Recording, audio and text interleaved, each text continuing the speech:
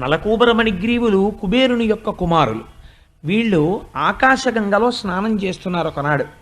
ఎటువంటి స్నానం చేస్తున్నారు అంటే, స్నాతకం చేసేటప్పుడు పురుషుడికి ఒక ప్రమాణం చేయించుకుంటాడు మామగారు, నువ్వు ఎప్పుడూ దిగంబరంగా స్నానం చెయ్యకూడదు, అలా అయితేనే నీకు పిల్లనిస్తానంటాడు. అంటే మనకి సంస్కృతం తెలియదు కాబట్టి గొడవ లేదు. అసలు ఆయన అడిగినట్టు తెలియదు, మనం ఇచ్చినట్టు తెలియదు. శరీరం పిశాచగ్రస్తం అయిపోతుంది. ఆయన దిగంబరంగా స్నానం చేస్తున్నాడు. పోనీ ఆయనతో సరిపోయిందా?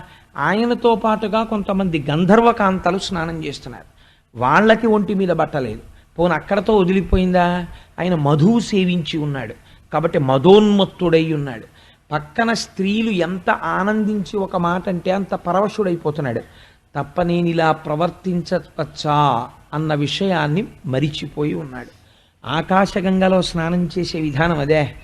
ఇటువంటి స్నానం చేస్తుంటే ఆకాశ మార్గాన నారద మహర్షి